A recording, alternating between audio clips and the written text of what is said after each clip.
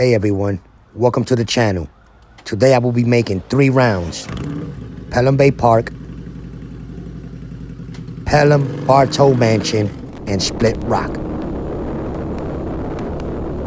If you are new to this channel, don't forget to subscribe and tell a friend. I think one of the most intriguing things about Pelham Bay Park is its mysteries, its myths. They have been known to be busted throughout the years, but one of the things that always grabbed me when I came to this park was you can see a big red wall,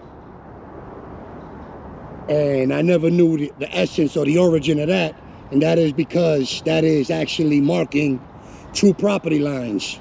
There were other houses and estates on this area of Pelham.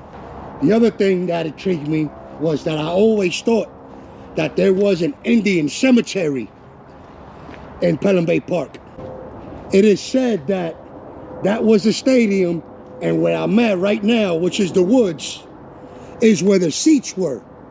And at one point, it was even close to what we now know as Indian Prayer Rock, even though that's not the official name. But I always thought that this was some sort of cemetery for Native Americans. Kind of looked like Split Rock. Because if you look, I mean, a lot of these stones and things were placed to mark graves at the time when we didn't have the orthodox headstones we have today. So I always thought this was an Indian burial ground, which there was plenty of Indian activity in this area in the times predating Christopher Columbus. I tell you, right now this is the best time to explore, that the trees don't got its vegetation, its leaves and stuff. You can actually see, because it will be very difficult to maneuver around here. So yeah, so I'm looking for signs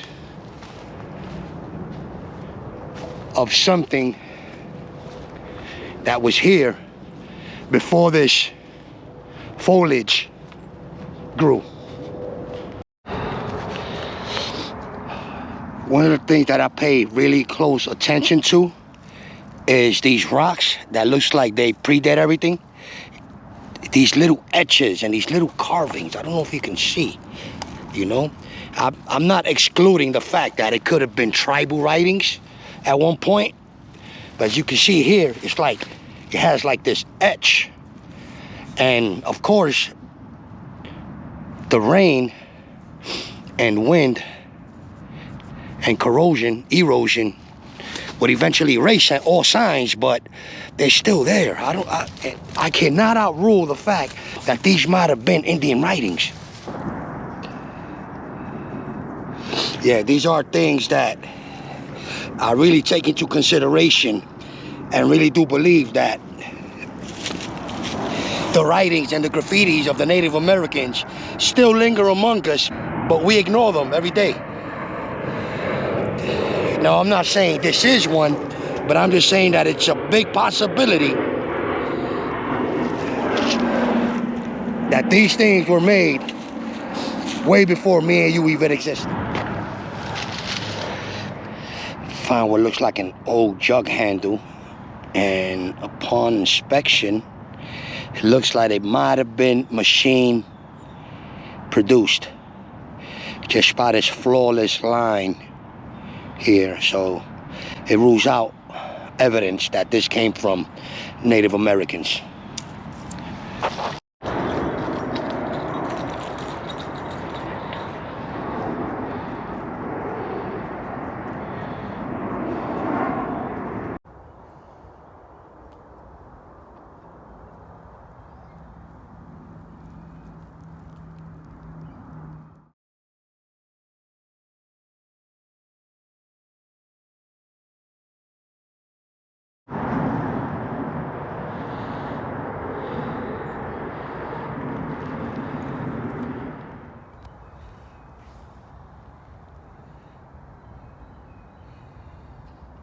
believe this. April 1976, 1906. I mean, what is this? This cannot be a cemetery. February 9. And there's a little etching here. No. Damn.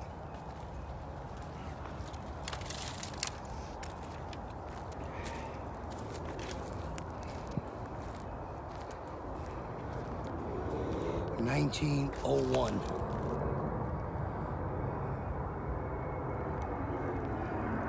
This is clearly not humans. It could be either pets or, being that we're next to the horse stable, this can be the place of horse stables or probably even dogs. But I came in here looking for unmarked Indian graves, and what I find is graves of animals, pets, that had obviously a lot of love.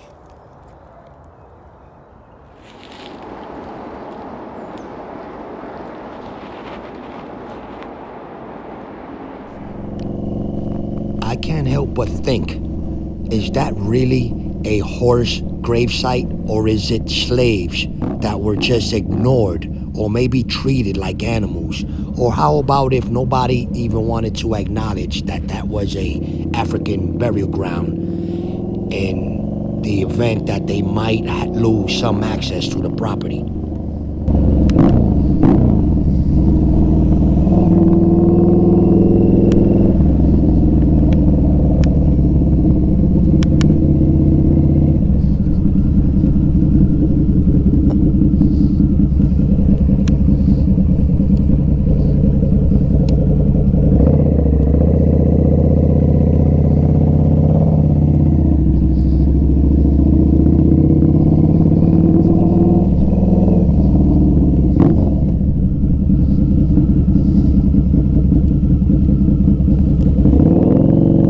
Pelham Mansion, the Pelham Yard, and I'll let you guys comment, what do you think that house was used for?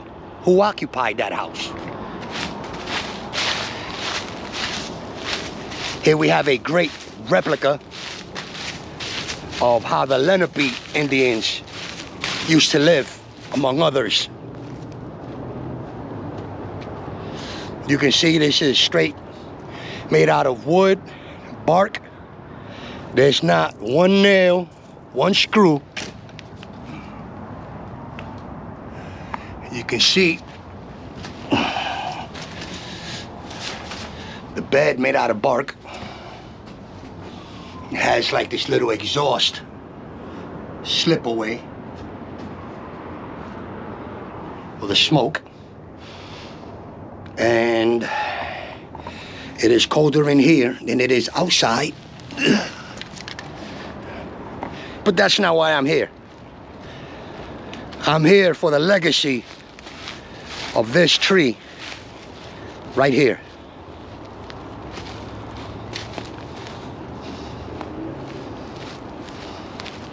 Surrounded by this fence, which is about 100 years old, is an offspring, the tree of the peace treaty. This is an offspring, allegedly, of the peace treaty tree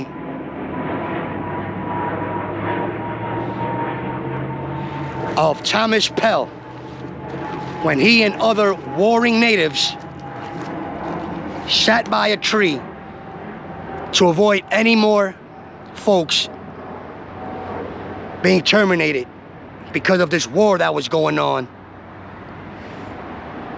between land and man.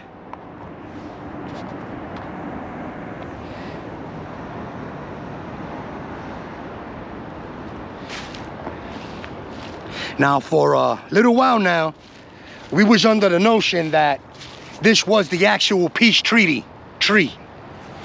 As you can see here, like, these are very, very old. And you can tell just by the designs and the way the base is.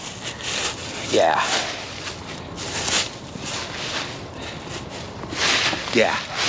Yeah, this is very old. Like, when was the last time you seen something like this?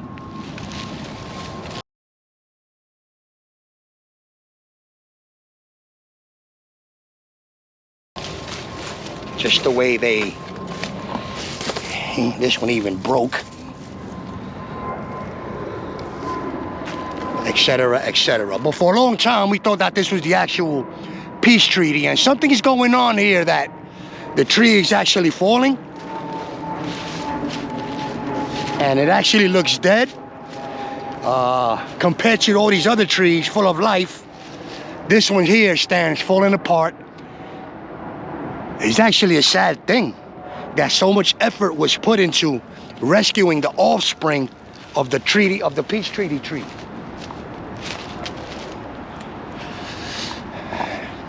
As you can see, the Pelham mansion, which is how we get the name Pelham Bay, actually had somewhere about 80,000 acres, of which make up this part of the Bronx, the Pelham area, New Rochelle, Yonkers, Connecticut, going all the way up, almost hitting Massachusetts. So, use your imagination. How much land did the Dutch think they brought from the Indians that led to wars and countless families and tribes being obliterated because of it? Right across we have the Split Rock golf course, and as you can see, this is being renovated. This being Dutch. Look at the structures, look at the nice 1, 2, 3, 4, 5, 6, 7, and it looks like Indian arrows. Like, you got to look at things like this, because structures, they do speak with you. They talk directly to you. And as you can see, they're shaped like arrows. Now, is it a taunt that they defeated the Indians? Who knows? It's crazy how Thomas Pell was mostly known for his wars with the Indians. And you can see the top of these resembling Indian spears and Indian arrows.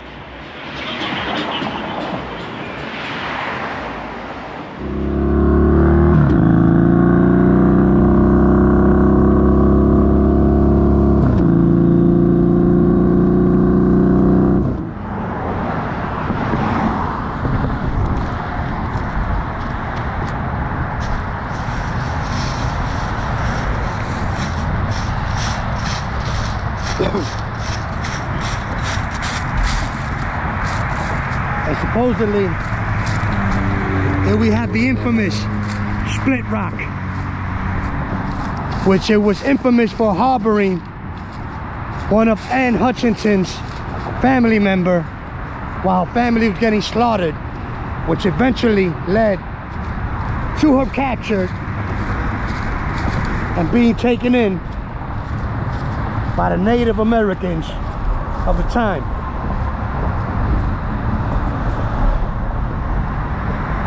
As you can see, there's a plaque that's been removed. That's probably because there are folks up north in Boston, Massachusetts, that claim the legend and claim that Split Rock is over there. But the Hutchinson Expressway, or Parkway rather, was named after Anne Hutchinson, supposedly on an event that happened here in 1643.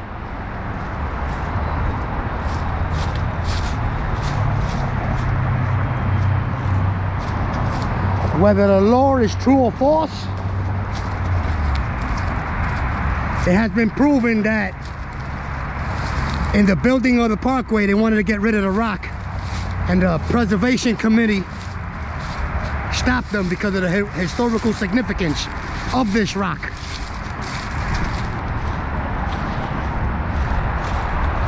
Split rock.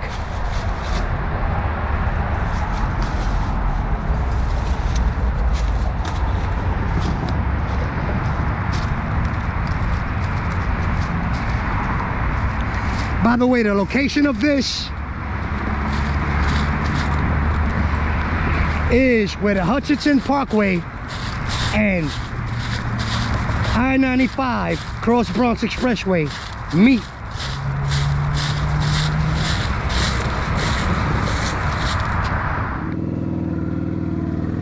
Although I did not want to get too much in depth with the history stuff, but I did ride away with more questions than I do have answers. Until next time, peace.